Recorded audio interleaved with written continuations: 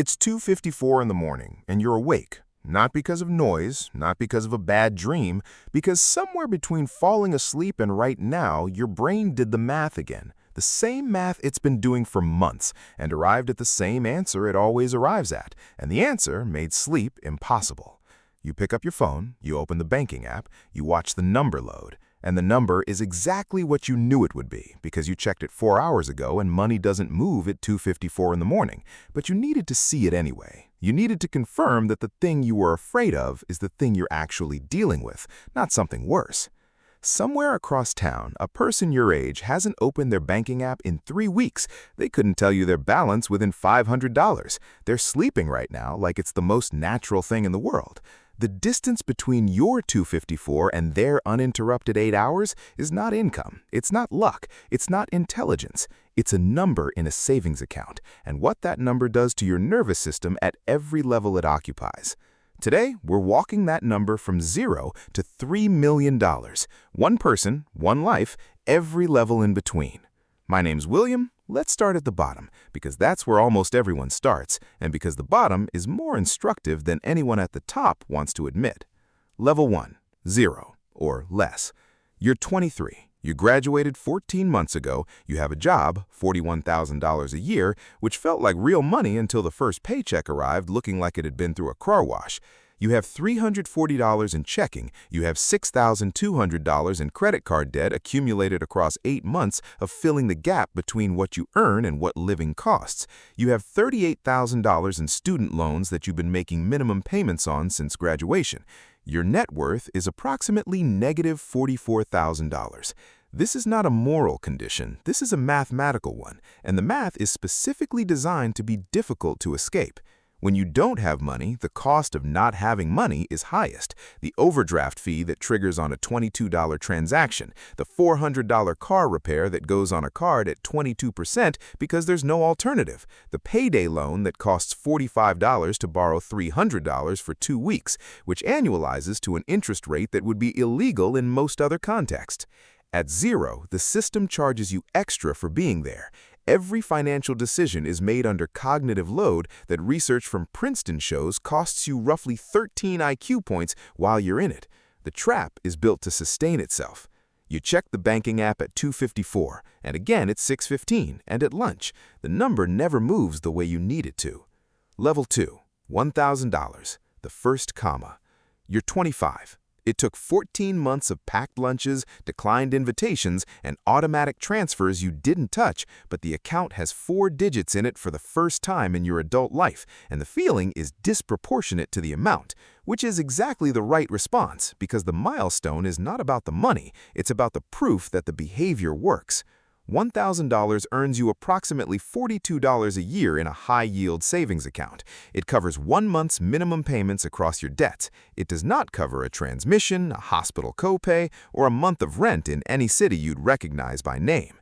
What it does is change something subtle in the body. The banking app check at 2:54 becomes a 4:30 check. Not gone, but quieter. The panic is still present, but it's lost some of its authority. You've introduced something new into the equation, evidence that forward motion is possible.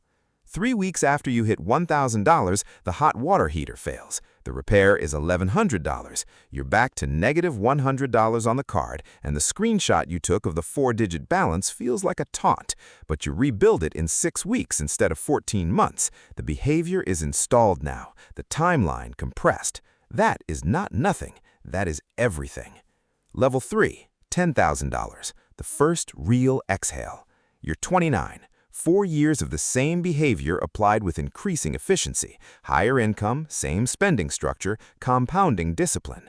$10,000, a real emergency fund, 3 months of essential expenses sitting in a Marcus or Ally high-yield account, earning 4.2%, approximately $420 a year, which is more than you earned on any savings in your entire 20s combined. Here's what $10,000 actually buys. Your mechanic calls on a Thursday afternoon. Transmission, $2,800. In every previous year of your life, that phone call would have produced a specific physical response. The stomach drop, the mental spiral, the frantic calculation of which bill could wait another week. This time you say, okay, go ahead, and you go back to whatever you were doing before the phone rang.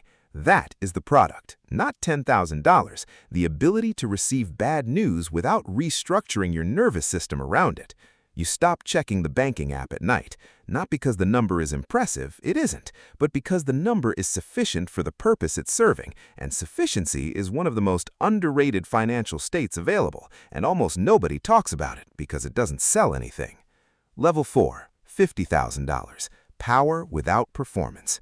You're 33. You got 2 raises, kept the same apartment for an extra year beyond when you wanted to move, and directed every annual bonus into the account before lifestyle had a chance to absorb it. At $50,000, something shifts in your professional life that has nothing to do with your professional life. You walk into a difficult conversation at work, a performance review, a salary negotiation, a disagreement with a manager, and your posture is different. Not aggressive, just steady. Because somewhere in the back of your mind, you know the math. If this goes wrong, you have 14 months of runway. You can be selective about what comes next. The job needs you slightly more than you need the job. That shift in leverage, invisible to everyone in the room, is the most valuable thing $50,000 has ever purchased for you. The trap at this level is the arrival feeling. $50,000 is genuinely significant, top third of Americans by liquid savings for your age, and the culture around you, the cars, the apartments, the vacations people are posting, is calibrated to people with 10 times this amount. The gap between where you are and where the performance suggests everyone else is creates a specific temptation to spend the $50,000 on closing that gap, which is precisely how people end up at 38 with the same $50,000 they had at 33, wondering where the 5 years went. The discipline that built this level is the same discipline required to leave it intact while it grows. Level 6, $100,000. The machine turns on. You're 37. The account crossed 6 figures on a Tuesday, and you told nobody. Charlie Munger, Warren Buffett's longtime partner, called the first $100,000 a threshold, the point where the financial game mechanically changes. He was right, and the math explains why. Below $100,000, your contributions do most of the work. You save $12,000 a year and earn 7% annually. Your contributions represent roughly 80% of the account's growth. You are the engine. At $100,000, the returns begin to approach the contributions. Around $170,000, the returns exceed the contributions. Your money starts working harder than you do, and it never stops accelerating. In a year where the market returns 10%, your $100,000 generates $10,000 without a single additional contribution. That's a car payment returned to you annually for breathing. Not spectacular, but it's the first evidence that the math has turned in your direction, that time and compounding are now teammates rather than adversaries. The 354 banking app check is a memory. You check the investment account occasionally, not with anxiety, but with the mild curiosity of checking on something you've planted and don't need to water every day.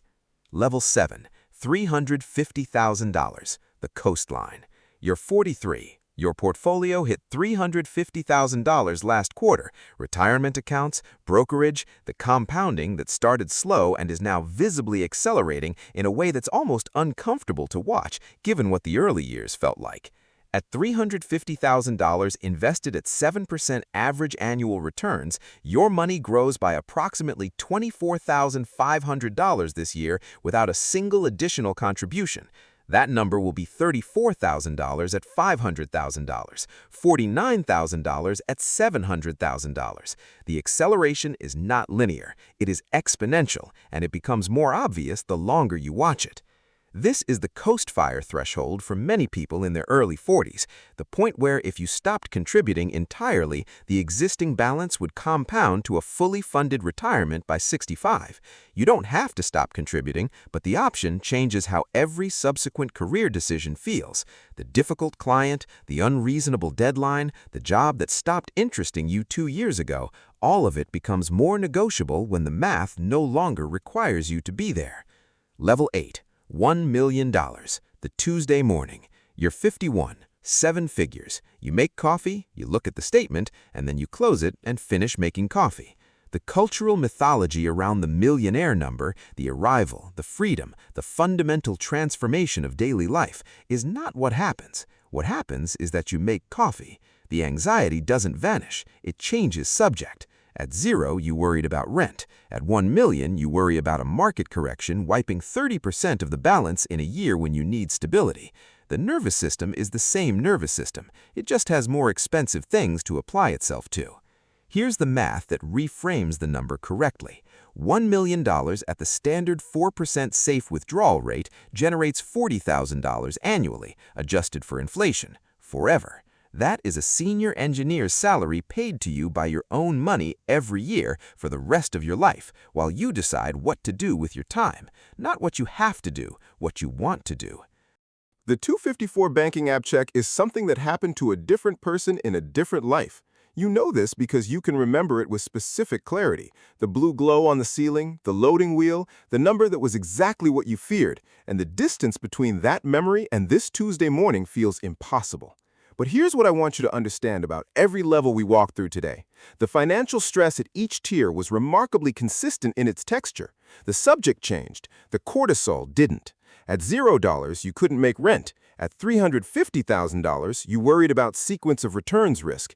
At $3 million, you wonder whether it's really enough given where costs are heading. The nervous system is infinitely creative in finding things to apply itself to, regardless of the balance.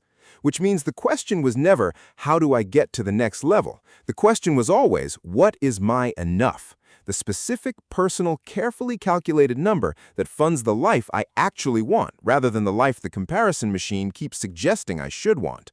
Joseph Heller, who wrote Catch-22, was at a party in the Hamptons. Someone told him the host had made more money that day than Heller had earned in lifetime royalties from his most famous book. Heller just shrugged and said something that has never stopped being true. I have something he'll never have. I have enough. Your enough is probably smaller than the internet told you. It probably doesn't require $8 million or a second home or a portfolio that impresses strangers. It probably requires a paid-off house, a funded retirement account, and a Tuesday afternoon with nothing scheduled that you didn't put there yourself. Calculate that number, build toward it deliberately, and stop checking the banking app at 2:54 in the morning before you have to. You started at 2:54 in the morning staring at a number that scared you. Every level above it was built by someone who kept going anyway. Subscribe for a new video every week, and drop your current level in the comments. No judgment, just honest conversation.